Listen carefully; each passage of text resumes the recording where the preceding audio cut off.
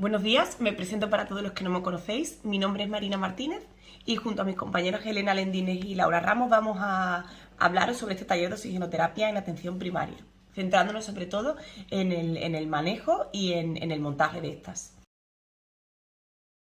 En primer lugar vamos a hablar del concepto de insuficiencia respiratoria, que creemos que tiene que quedar bastante claro en el día de hoy. En el segundo punto hablaremos sobre la oxigenoterapia y los tipos que tiene. Y en el tercer lugar, sobre la CPAP de Busignac, que es sobre todo la que más vamos a utilizar en los centros de atención primaria. ¿De acuerdo?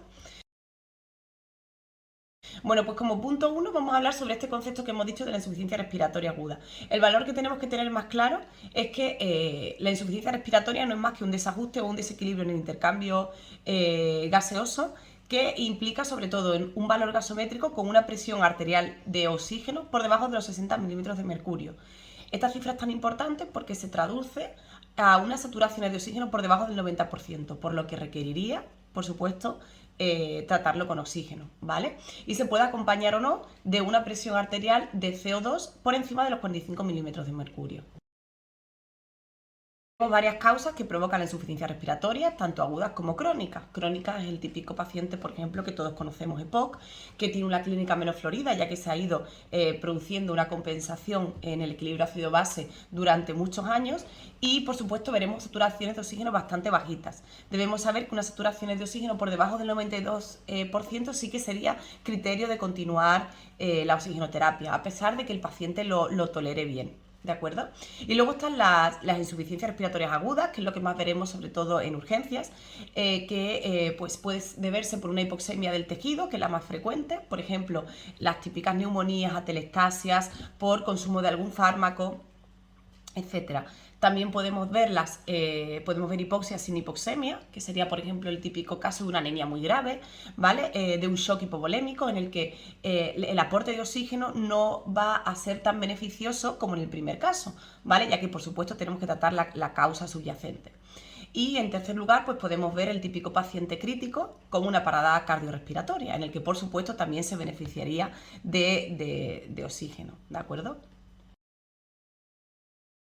Una vez que hemos conocido el concepto de insuficiencia respiratoria, debemos de saber cuándo aplicar una oxigenoterapia, ¿vale? La oxigenoterapia no es más que una ayuda, ¿vale?, a la fracción inspiratoria de oxígeno para aumentar la presión arterial de oxígeno en nuestros alveolos, ¿de acuerdo? Y esta oxigenoterapia puede ser de alto flujo o de bajo flujo. ¿Cómo la diferenciamos claramente? Pues en el tipo de paciente. La oxigenoterapia de bajo flujo, sobre todo, se dan a aquellas personas que están conscientes y están orientadas y por tanto tienen su propio patrón respiratorio. Nosotros le proporcionamos una ayuda, ¿de acuerdo? Esta ayuda, la fracción inspiratoria de oxígeno es por supuesto variable, ¿vale? Y por tanto depende pues, del patrón respiratorio de nuestro paciente.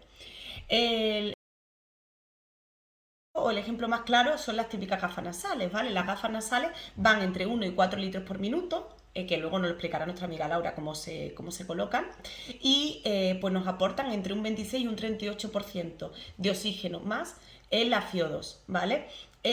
No debemos olvidar que reseca bastante la mucosa nasal y produce mucha irritabilidad, por tanto no aumentaremos más de 5 litros por minuto, ya que aparte de todo esto no aumentará la CO2 y que pues son muy cómodas para alimentarse, pueden comer, etcétera.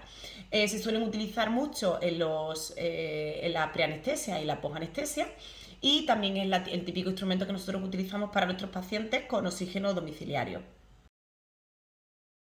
Continuamos ahora con las mascarillas faciales simples, que sería el siguiente escalón a las gafitas nasales.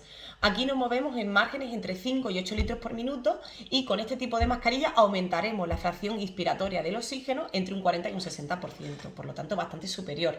Son pacientes con un pronóstico entre leve y moderado y también es la típica mascarilla que utilizaremos pues, en el transporte a urgencias de un paciente pues, con ese pronóstico, ¿no?, de leve a moderado. Debemos tener en cuenta con este tipo de mascarillas que no tienen válvulas ni tienen reservorios, únicamente unos agujeritos laterales para expulsar el aire unidireccionalmente. Este tipo de mascarilla, la única complicación que tiene, o algún dato así más importante, es que es muy difícil controlar la concentración inspirada del oxígeno y por lo tanto es muy difícil, prevenir la concentración del carbónico.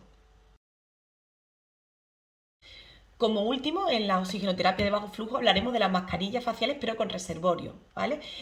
Tienen unas 3 válvulas que, bueno, básicamente lo que nos importa es que no recanaliza o no recircula el gas que hemos expirado, ¿vale? Muy importante, una característica fundamental es que la bolsa siempre se debe mantener inflada y por tanto es el primer paso que tendremos que comprobar si queremos poner este tipo de dispositivos. No podemos darla en pacientes hipercárnicos, ya hablaremos luego de este tipo de pacientes, qué mascarillas se beneficiarían más. Y bueno, pues una mascarilla muy útil en pacientes con intoxicación por monóxido de carbono, para aportar gases anestésicos o para desescalar, por ejemplo, tras una ventilación mecánica. Muy importante también es que estos pacientes aumentarían la fracción inspiratoria entre un 90 y un 100% y comenzaremos aportando unos 8 litros por minuto en este tipo de mascarilla y el tope será aproximadamente unos 15 litros por minuto. A continuación hablaremos de la oxigenoterapia de alto flujo. La oxigenoterapia de alto flujo ha sido descrita como una alternativa útil a la oxigenoterapia convencional, controlando de forma más eficaz y más rápida los síntomas respiratorios mediante mecanismos que disminuyen la resistencia a la vía aérea superior o que producen cambios en los volúmenes circulantes. Uno de los dispositivos de alto flujo es la mascarilla Venturi. La mascarilla Venturi permite administrar concentraciones exactas de oxígeno mediante la modificación manual por la cual programamos la concentración exacta de oxígeno que queremos que reciba nuestro paciente. La válvula de la mascarilla se rige por el principio de Bernoulli, al que debemos dar gracias, por el cual se produce una mezcla entre la concentración de aire ambiente y la concentración del flujo de aire que está conectado a la válvula de la mascarilla.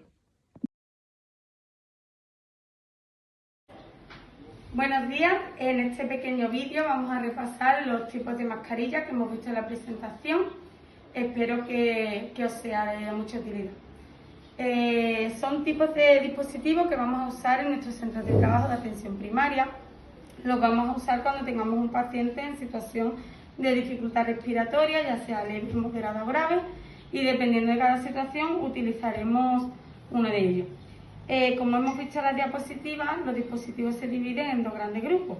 Están los dispositivos de bajo flujo, que serían las gafas o cánulas nasales.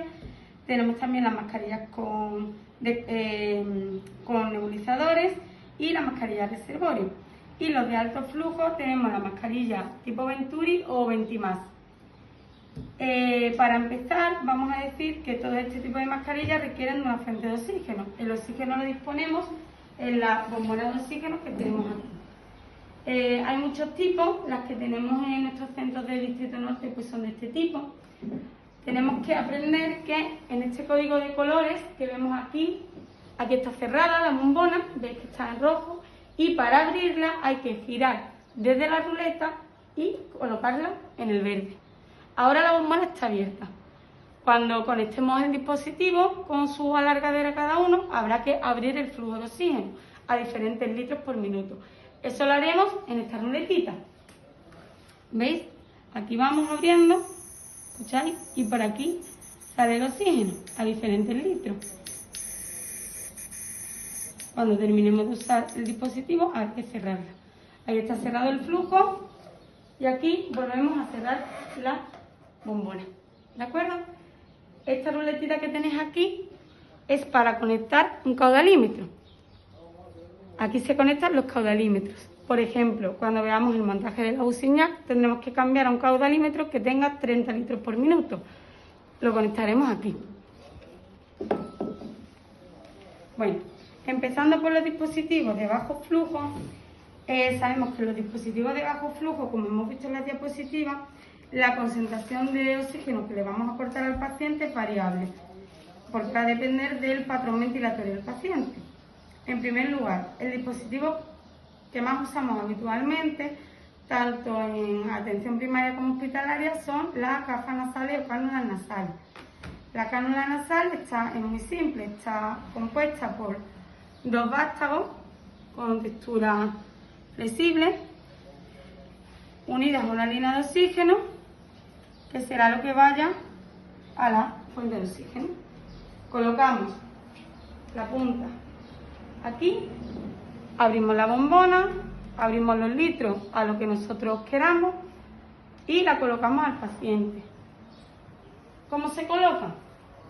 Los vástagos van introducidos en las fosas nasales del paciente, así, hacia arriba, de manera, lo colocamos por delante, pasamos la línea por detrás de las orejitas del paciente y con esta pestañita que tenemos aquí, la ajustamos.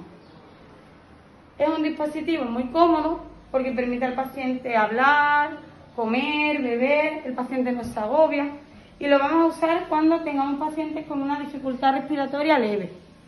Normalmente los flujos que manejamos son entre 2 y 4 litros más o menos, aportando una FiO2 de hasta el 28%, aunque se podría usar hasta 6 litros por minuto, llegando al 44%.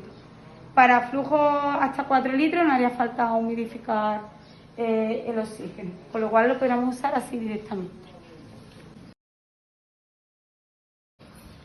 El segundo dispositivo de los de bajo flujo que vamos a usar en atención primaria es la mascarilla reservorio. La mascarilla reservorio la vamos a usar cuando un paciente está en una situación de dificultad respiratoria moderada severa.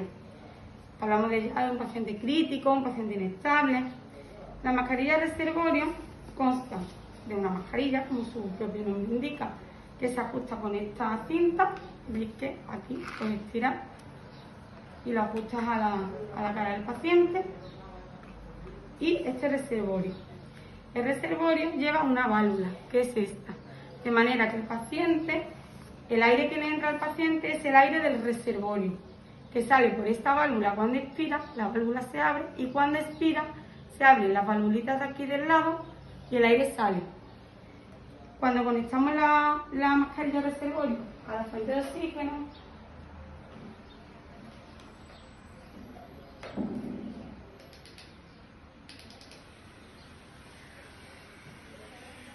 tenemos que comprobar una cosa. Tapamos con el dedo la válvula y tenemos que comprobar que el reservorio se llena. ¿Veis? Que se llena. Y después, cuando lo quitamos, tenemos que estrujar y ver que sale por la válvula. Sabemos que la mascarilla funciona correctamente. ¿De acuerdo? Esta mascarilla la vamos a usar a flujos mayores, normalmente entre 10 y 15 litros. Cuando tenemos un paciente crítico, un paciente con una dificultad respiratoria severa, que trae un trabajo respiratorio importante, la colocamos a 15 litros y se la ponemos al paciente. Y luego, en función de la evolución del paciente, podemos ir bajando.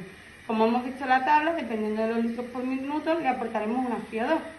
Esta mascarilla nos permite aportar al paciente concentraciones de oxígeno entre el 60 y el 90%. El 90% cuando está a 15 litros por minuto. Suponiendo que la bombona estuviera abierta y el reservorio inflado, colocaremos la mascarilla al paciente de manera que la parte de aquí caiga en el tabique del paciente y la parte de abajo pues entre el mentón y el labio inferior. Y ajustamos a la carita del paciente con las tiras. ¿De acuerdo? Que la bombona estuviera abierta y el reservorio inflado, colocaremos la mascarilla al paciente de manera que la parte de aquí caiga en el tabique del paciente y la parte de abajo pues entre el mentón y el labio inferior. Y ajustamos a la carita del paciente con las tiras. ¿De acuerdo? El único inconveniente de esta mascarilla es que si el paciente vomita, pues es un poco incómodo, porque puede hacerse una aspiración. Los pacientes tienen que estar en una posición incorporada cuando aplicamos oxígeno. Un paciente esté tumbado con una mascarilla, estamos dificultando en sí el aporte de oxígeno. Tienen que estar al menos un poquito con la cabecera arriba.